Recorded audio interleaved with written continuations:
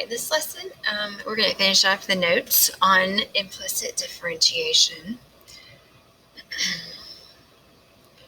So on this last example, we are going to determine the slope of the line tangent to the graph at the given point. Now, we've done this before, just never with functions that were written implicitly.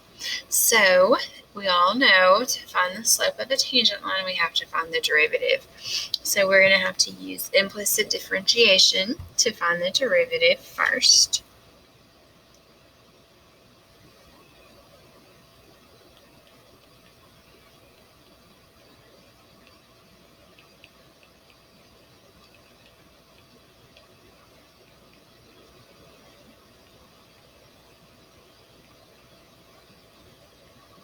And then separate anything that has a dy over dx with anything that doesn't, so move that 2x over.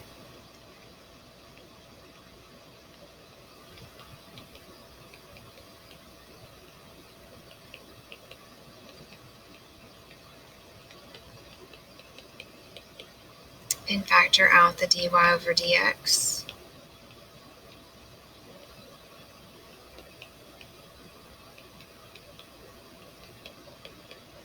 And then finally, you're going to divide.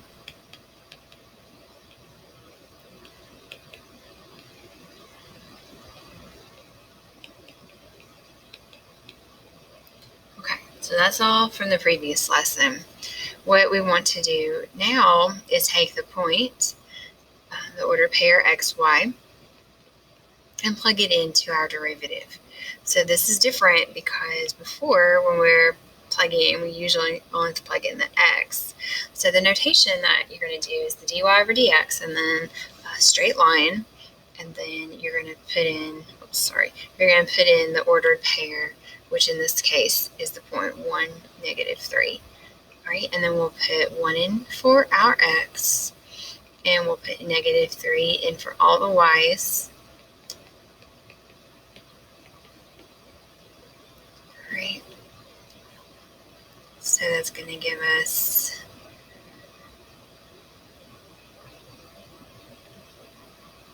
so 2 over 27 minus 11, which is going to be 2/16 or 1/8.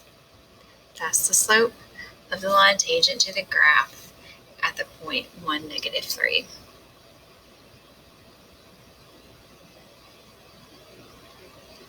Okay. And then for B,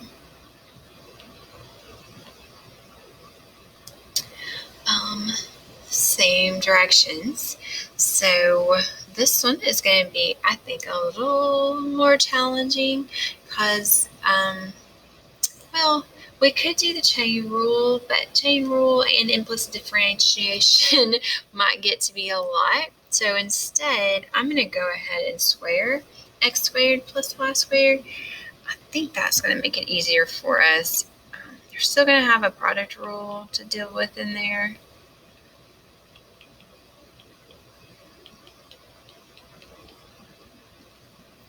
But I think it's going to make it easier.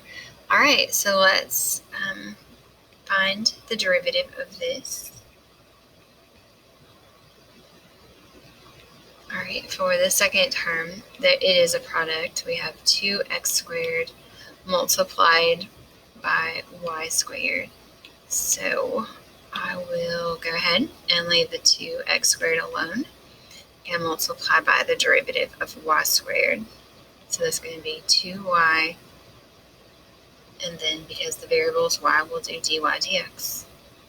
All right, and then plus, we'll leave y squared alone, and we'll multiply by the derivative of 2x squared. It's going to be 4x.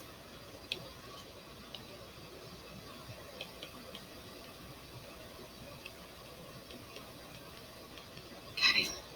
All right, and then we have a similar situation over here. We have 4x squared multiplied by y. So we'll leave 4x squared alone and multiply by the derivative of y. plus leave y alone, and multiply by the derivative of 4x squared.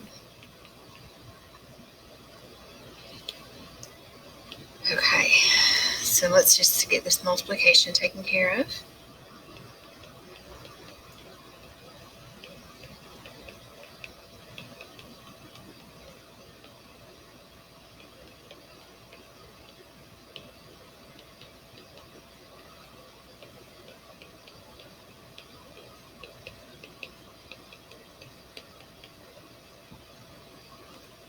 Alright, and then we'll do our step where we kind of move everything around.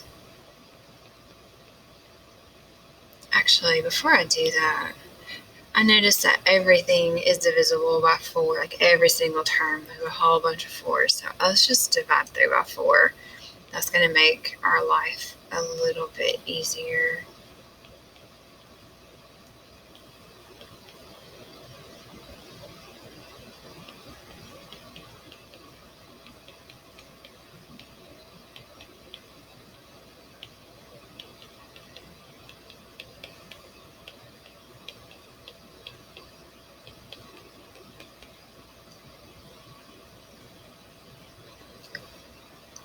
Alright, so now we will separate our terms. So dy dx's stay on the left. Everything else moves to the right.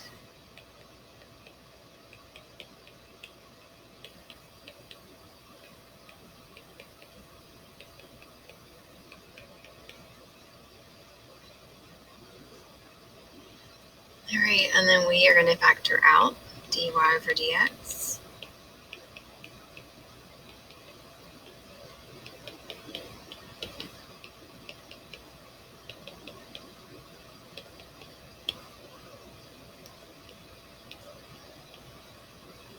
And then finally we can divide.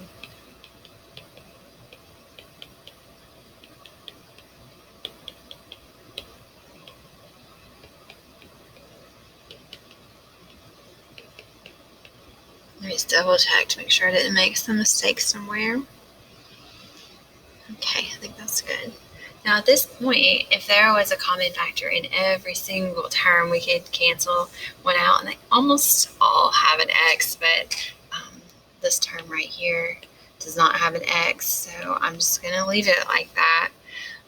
And then we are going to plug in our point where we're finding the tangent line, and that's 1, 1. So we're going to make all the x's 1's, and we're going to make all the y's 1's also. So putting it in 1's is awesome because basically it's just the coefficients added and subtracted. So that makes it kind of easy. So it looks like we get 0 over 1, or just 0. So what that means is there's a horizontal tangent line right there when the slope is 0. So this graph, you probably don't know this because it's not something that's covered in other courses. It looks kind of like this. It's kind of like, to me, like flower petals, or like like I like to draw flowers like that. So it kind of looks like those petals. So 1, 1, I guess, would be about right here. So that would be a horizontal tangent line. This other graph, I should have told you at the beginning, this other graph kind of looks like a vase.